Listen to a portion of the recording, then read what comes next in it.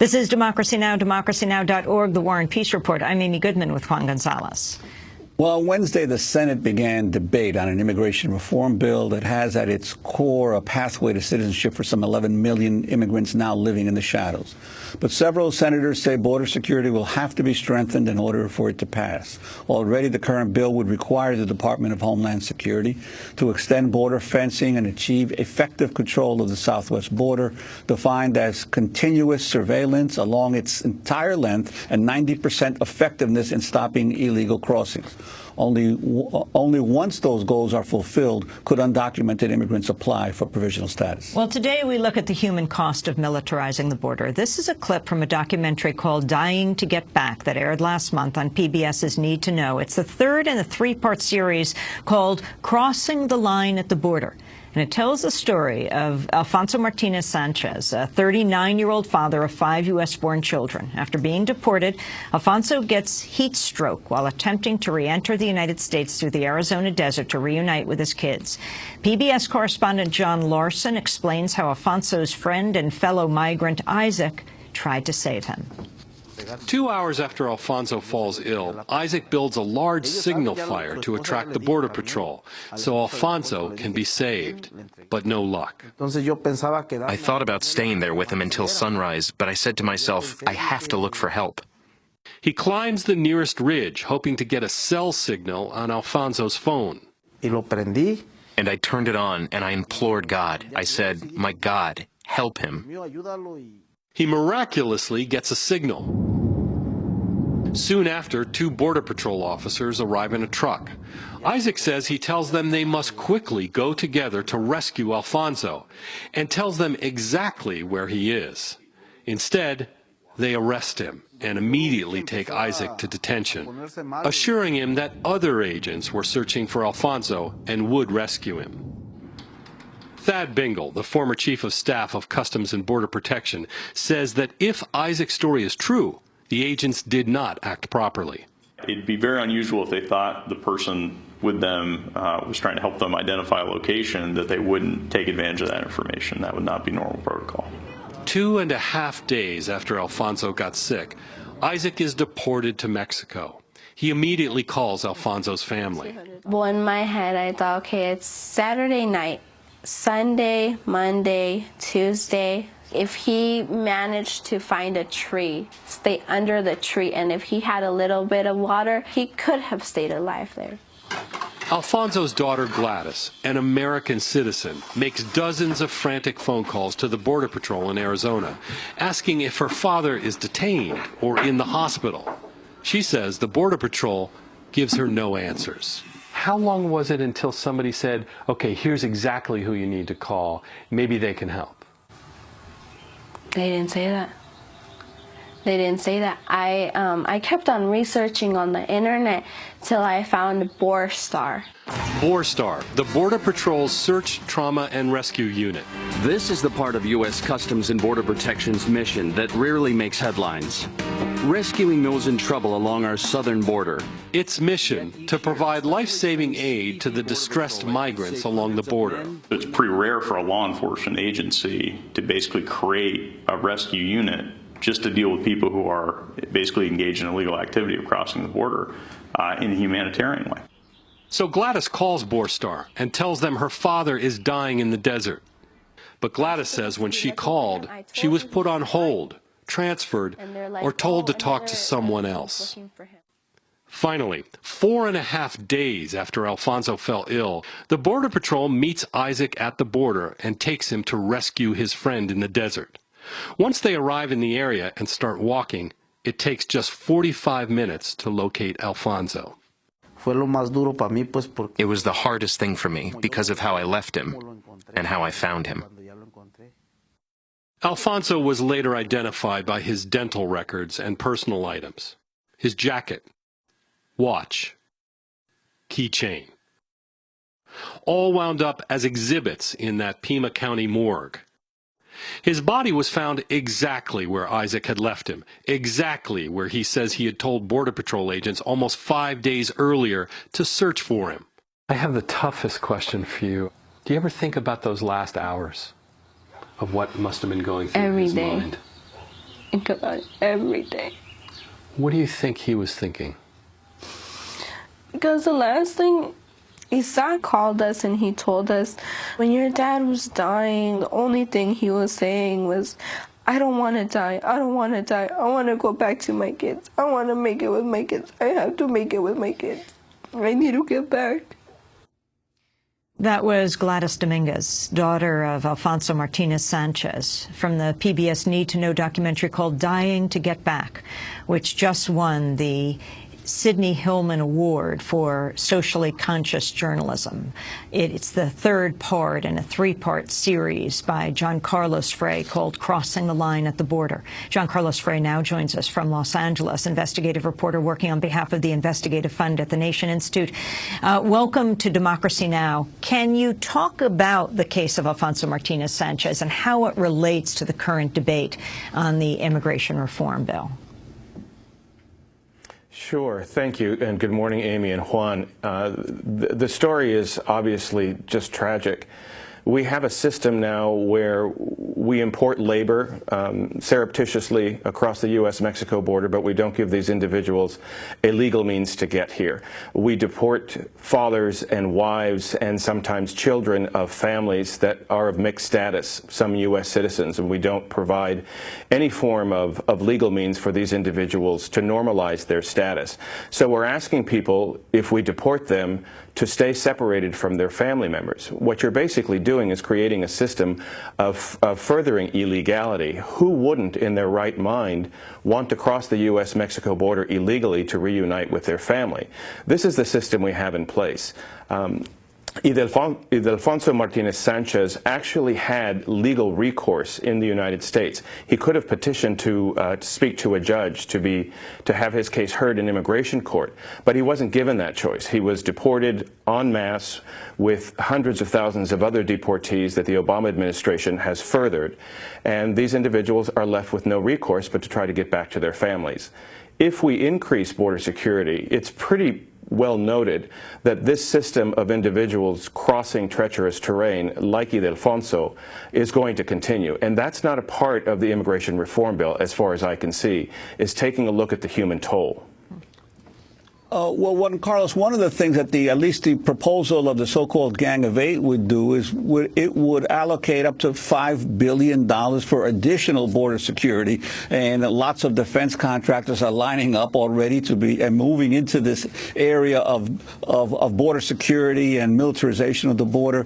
But that's probably going to be even more once the changes are made by the Republicans in the Senate or even in the House.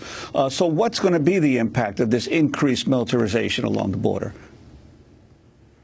If you take a look at the impact of militarization prior to today, it's pretty clear that once border fences and the increase in border guards began a little over a decade ago, that the incidence of death along the U.S.-Mexico border skyrocketed. So if you extrapolate out to today, you can say that more of the same is going to give you more of the same. The U.S.-Mexico border is fortified. There is over 700 miles of border fence. We have 20,000 border guards along the U.S.-Mexico border. There are Black Hawk helicopters. There are night sensors. There are heat sensors. It looks like a militarized zone. And still, with that setup, with that infrastructure, last year it was estimated that over 350,000 undocumented immigrants actually crossed that U.S.-Mexico border without being detected. So I'm not quite sure if we do more of the same that it's going to be effective. The thing that urges people to cross the U.S.-Mexico border is twofold. It's to reunite with family members, and it's economic necessity. Those issues are not being addressed in this immigration reform bill. In addition to that, over 40% of the undocumented immigrants in the United States actually never crossed that U.S.-Mexico border without documentation.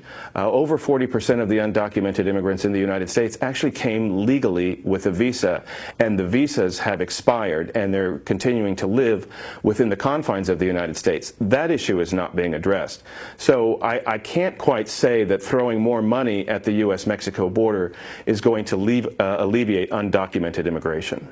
I want to go to another clip from the PBS Need to Know documentary, Crossing the Line at the Border, Dying to Get Back. Here, reporter John Larson describes a U.S. immigration policy change called Prevention Through Deterrence, which began in 1994.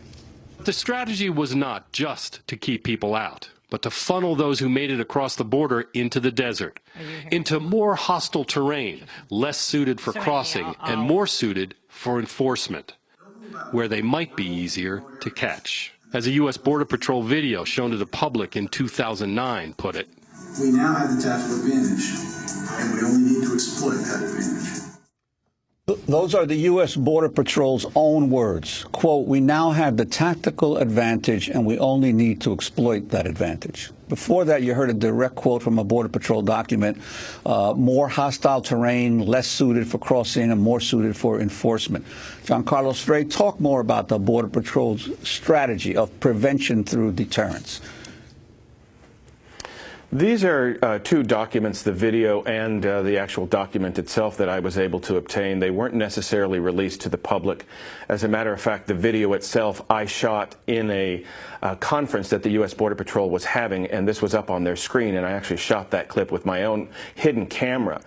This is policy. This is protocol that the U.S. Border Patrol does not publicize. They actually seal off cities along the U.S.-Mexico border, large cities like El Paso, Nogales, or San Diego, and they keep the deserts open. They actually do not fence, they do not patrol as much these open areas of treacherous terrain on purpose, inviting migrants to cross there because they believe that they will have the tactical advantage if migrants are out in the open, or if they're weakened, or if they're slowed down. They're much easier to detect in wide open areas, especially in the desert where there's no brush and where there's no coverage. So this is actually part of U.S. Border Patrol policy to allow migrants to cross treacherous terrain. In addition to that, this deterrence policy is to try and make this journey for migrants as difficult as possible, because they believe if they try to attempt again, they're going to think about it. They're going to think about the journey that they just tried. Maybe they'll go back to their home country and tell their friends and their family, don't try this, this is too difficult. This deterrence policy doesn't seem to be working for those individuals who are desperate. John Carlos, I recently spoke to Sheena Gutierrez, a volunteer with Southern Borders Community Coalition, who had a very personal experience related to the border. Her husband nearly killed in an encounter with Border Patrol agents. While still unconscious in the hospital, he was threatened with deportation. She explained what happened.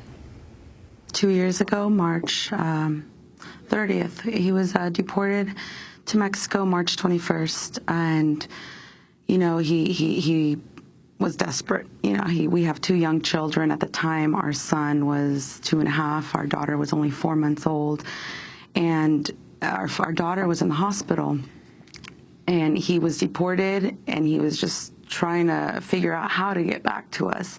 March 30th, he attempted to cross back, and I lost contact with him that day. Wednesday, Thursday, Friday go by. By Saturday, I'm completely going insane, not knowing what happened, where he's at, if he's alive, if he's okay. I mean, it just wasn't like him to not call me and let me know what was going on. I get a call from the consulate in Arizona asking me, you know, is this Shayna, who's his wife? I said yes. And I will never forget those words. She says, well, we have to inform you that there's been an accident. I had no idea what kind of accident she meant. After numerous phone calls, hours later, I find out he's in Phoenix, and they tell me he's unconscious. I get to the hospital, and in my mind, I'm thinking, you know, unconscious. He's laying in a bed with maybe an IV in his arm, and that's it, at the most. And when I turn the corner and I see the two agents, because he was being protected 24 hours a day, 7 days a week by agents at the door, they stand up, and I notice gun on one side and a taser on the other side. And I just kind of peek into his room, and I fall because he had staples ear to ear, black and blue, all over his body. He had machines all over him, and he was in a straight-up coma. That was Sheena Gutierrez describing what happened to her husband and his encounter with Border Police. John Carlos Frey, you know this story well. Can you wrap up by telling us what happened to him? This man was brutally beaten. I saw him days after he was beaten. There's no doubt. His teeth were misaligned. He had bruises all over his body. The horrible thing here is that to this day, this happened a year and a half ago, almost 2 years ago, we still don't know the agents involved. We don't know why he was beaten. He wasn't arrested. He's still in the United States. This issue here has not been addressed. This brutal beating has basically been swept under the rug, and that's the problem here with trying to increase the force and increase border security infrastructure. There's no oversight. Nobody's really minding the store. There's no accountability. If these Border Patrol agents actually beat Mr. Gutierrez, as it looks as if they did, where's the accountability? And there doesn't seem to be any scrutiny. We don't have any sort of a congressional or governmental oversight committee that's taking a look at these incidents. As a matter of fact, most of these incidents are investigated internally. The Border Patrol usually ends up investigating itself. So if we're going to increase the size of the force and its infrastructure, I think that Congress should also add to the bill some sort of oversight, some sort of accountability, and some form of scrutiny, which is absent. John Carlos Frey, I want to thank you for being with us, investigative reporter working on behalf of the Investigative Fund of the Nation Institute. His piece, Dying to Get Back, which aired at PBS Need to Know, has just won the June Sidney Award for Socially Conscious Journalism from the Sidney Hillman Foundation. It's part of the three-part series called Crossing the Line at the Border. And at our website, democracynow.org, we'll link to the full conversation that talks about Shayna Gutierrez's husband and what happened to him. That's at democracynow.org.